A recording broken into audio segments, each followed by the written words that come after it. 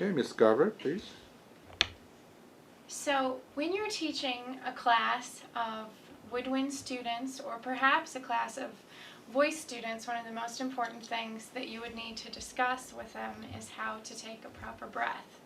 So the first thing that I like to talk about is the difference between two different types of breathing. So when you're running or swimming, after you've finished, what kind of a breath? How do you breathe?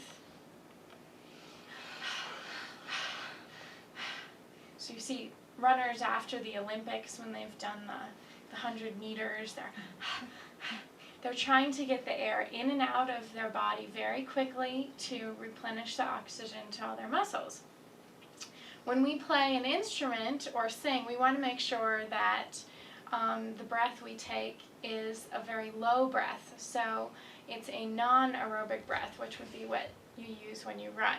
So we want to take a low breath. Sometimes this is called a diaphragmatic breath, and I actually would advise you not to use that term at all with your students, because the diaphragm is an involuntary muscle that rests at the base of the rib cage.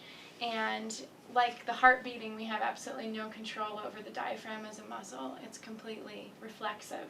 So instead, I would advise you to use the term abs, or abdomen, or tummy, something like that, as a term.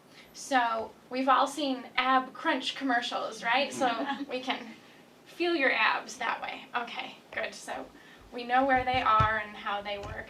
When we take a breath in to play an instrument, we breathe low into our tummies, and our stomach's going to come out as we breathe in. And then the stomach may come in as we blow out. And you can check the front of your tummy. You can also check your sides.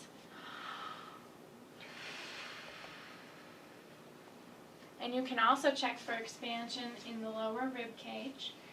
This is Mighty Mouse position, because that's where he would have his hands. And you should feel some expansion in the intercostal muscles between your ribs there. Did you feel that? So now we're going to take a breath, and we're going to hiss out. So we're going to take an ab breath, and then we're going to hiss out for as long as we can.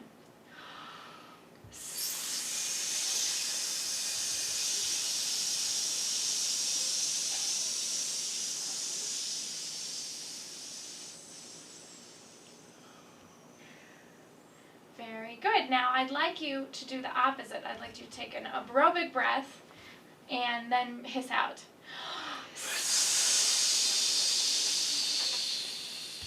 It didn't last as long, did it?